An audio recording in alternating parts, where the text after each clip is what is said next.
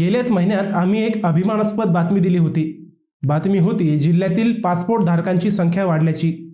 गेल्या 3 वर्षात नगर जिल्ह्यातील तब्बल 90,000 जणांनी पासपोर्ट काढला होता.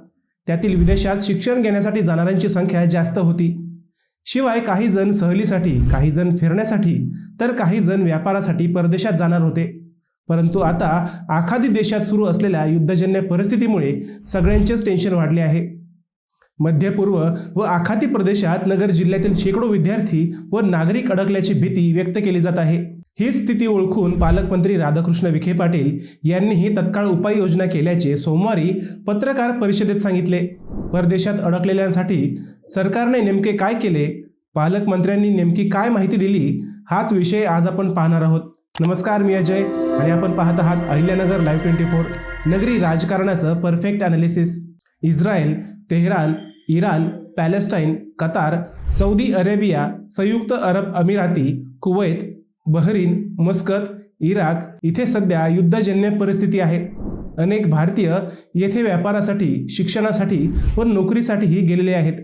अचानक उद्भवलेल्या या परिस्थितीमुळे सध्या जगभर तणाव पसरला आहे. तिसरे महायुद्ध सुरू होण्याची भीतीही व्यक्त केली जात आहे.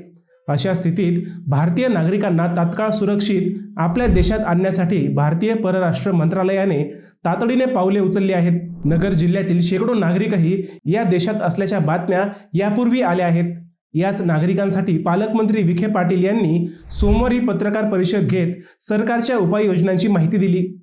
पत्रकार परिषदेत विखे पाटील यांनी सांगितले की भारत सरकारचे परराष्ट्र मंत्रालय व महाराष्ट्र शासनाने परदेशात अडकलेल्या भारतीयांच्या सुरक्षिततेसाठी पावले उचलली आहेत. परदेशात अडकलेल्या नागरिकांच्या नातेवाईकांनी नियंत्रण कक्षात संपर्क साधावा. उपजिल्हाधिकारी तथा जिल्हा आपत्ती व्यवस्थापन प्राधिकरणाचे अधिकाऱ्यांना सर्वतोपरी मदत करण्याच्या सूचना देण्यात आल्या आहेत. परदेशात अडकलेल्या नागरिकांच्या सुरक्षिततेवर महाराष्ट्र शासन व परराष्ट्र मंत्रालय यांचे बारकाईने लक्ष असून त्यांच्या संरक्षणासाठी व आवश्यकतेनुसार त्यांना सुखरूप बाहेर काढण्यासाठी प्रशासनाचे सर्वतोपरी प्रयत्न सुरू आहेत. राज्य सरकारने केंद्र सरकारच्या परराष्ट्र मंत्रालयाच्या सूचनेनुसार 24 तास हेल्पलाईन नंबर देण्यात आले असून संपर्कासाठी 02222027990 असा क्रमांक देण्यात आल्याची माहितीही विखे पाटील यांनी दिली. आखाती देशात नोकरीसाठी जाणाऱ्या नागरिकांची संख्याही मोठी आहे. त्याकडेही विखे पाटील यांनी लक्ष वेधले. ते म्हणाले, परदेशात नोकरीसाठी गेलेल्यांच्या तात्काळ मदतीसाठी Israel, Iran, Palestine, Qatar, Saudi Arabia, संयुक्त अरब अमिरात, कुवैत, बहरीन, मस्कत, जॉर्डन आणि इराक येथील भारतीय दूतावासांनी विशेष आपत्कालीन हेल्पलाईन क्रमांक, व्हॉट्सॲप क्रमांक आणि ईमेल ID जाहीर केले आहेत. नागरिकांनी गरजेनुसार या क्रमांकावर संपर्क साधावा. अहिल्यानगर जिल्हाधिकारी कार्यालयात कार्यान्वित करण्यात आलेल्या नियंत्रण कक्षातील 024123238444 व 23569440 या क्रमांकावर संपर्क साधण्याचे आवाहन मंत्री विखे पाटील यांनी केले. जिल्ह्यातील जे नागरिक या युद्धजन्य परिस्थितीत अडकले आहेत त्यांना विमानसेवा बंद असल्याने थांबण्याची वेळ आली आहे.